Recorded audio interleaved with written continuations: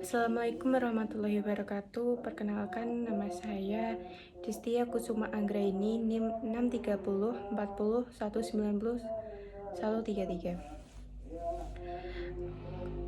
Saya di sini ingin bercerita tentang kehidupan atau cerita yang bisa menginspirasi kita semua. Sebelumnya saya di sini ingin memenuhi tugas mata kuliah ekonomi kreatif untuk memenuhi tugas atau nilai UTS. Langsung saja, di sini saya ingin bercerita tentang keluarga saya dan di sini saya bercerita tentang usaha keluarga saya. Perkenalkan dulu ya tentang keluarga saya. Di sini saya Distia dari anak kedua dari 2 bersaudara. Di sini saya dan keluarga saya bertempat tinggal di Semurup, Asinan Bawen. Kebetulan juga usaha dari keluarga ini juga ada di depan rumah, yaitu toko alat pancing yang bertepatan juga di Semurup, Asinan Bawen. Jadi gini, sebelumnya itu keluarga saya tuh nggak di bidang pancing, alat pancing, tetapi dahulu itu keluarga saya berusaha di bidang sembako atau kebutuhan rumah tangga, bahan-bahan pokok. Jadi dulu pertama-tama ibu saya dan bapak saya keluar dari sebuah perusahaan lalu mendirikan sebuah toko di depan rumah dan menjual kebutuhan pokok rumah tangga. Dulu sangat banyak dan sangat lengkap, bisa dikatakan lengkap dan bisa dikatakan besar. Dulu keluarga saya, terutama ibu saya, itu berjualan dari segala macam bahan-bahan pokok itu ada dan semuanya itu lengkap. Lalu seiring berjalannya waktu itu lama-kelamaan semakin banyak orang berjualan sembako di desa kami, dan lama-kelamaan di desa kami kayak ya bersaingan dan ya seperti malah jadi nggak seramai kayak dulu. Semuanya tuh pada beli pada di warung ibu dan semuanya pada membeli di situ, soalnya hanya satu toko yang besar dan terdekat di desa kita, hanya di toko ibu saya. Tapi kelama-lamaan semakin ramainya berkurang dan banyak yang memutuskan untuk berjualan seperti ibu saya.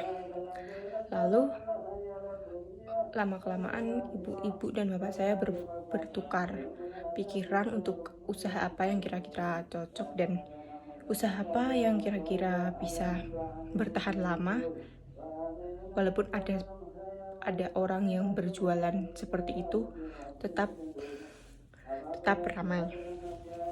Lalu berjalannya waktu, dari waktu ke waktu, tahun ke tahun, ibu dan bapak mulai beralih ke toko pancing. Kebetulan juga di rumah kan depannya itu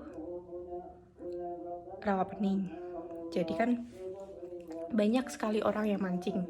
Lalu ibu dan bapak saya berpikiran untuk berjualan alat pancing lalu membelinya. Setelah itu dengan modal yang sedikit lalu semuanya bertekad kalau bisa, dan alhamdulillah lama-kelamaan berjalannya dalam waktu bisa tumbuh menjadi toko yang besar dan toko yang komplit untuk alat-alat pancing di sini. Jadi toko ibu saya bisa dikatakan besar dan bisa dikatakan lengkap, komplit dari semua kebutuhan orang-orang mancing itu bisa dikatakan ada. Dari yang dulu kecil, modalnya dikit, sekarang alhamdulillah bisa modalnya banyak, alhamdulillah bisa menjadi yang besar di sini.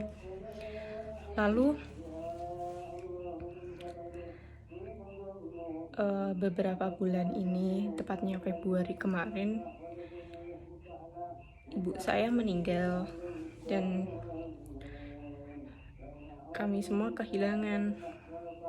Tetapi kita harus terus meneruskan usaha ibu. Dan kebetulan saya 2 bersaudara. Saya mempunyai kakak perempuan dan kakak perempuan saya dan saya yang terus meneruskan usaha ibu. Bapak saya kebetulan juga bekerja di yang bukan bekerja sih, tapi grosir alat-alat pancing, jadi ke toko-toko gitu. Alhamdulillah juga berjalan dengan lancar dan hasilnya juga alhamdulillah. Jadi bapak saya, kan sekarang kita tinggal bertiga aja, jadi bapak saya fokus ke grosiran pancing, saya dan kakak saya fokus di rumah untuk berjualan. Tapi dengan begitu insya Allah kami semua bisa terus berjalan untuk hidup, dan semoga kedepannya kita jauh lebih baik dan jauh lebih sabar dan ikhlas menghadapi semua ini. Ibu saya adalah orang yang sangat bekerja keras dan nggak pernah mengeluh tentang apapun. Kadang pernah mengeluh, tapi nggak yang membuat ibu saya ngedown dan tidak mau berjuang lagi. Saya bangga sekali mempunyai ibu saya. Ibu saya kemarin meninggal tepatnya 20 Februari dan ibu saya meninggal di usia 43 tahun. Semoga ibu saya sudah bahagia di sana.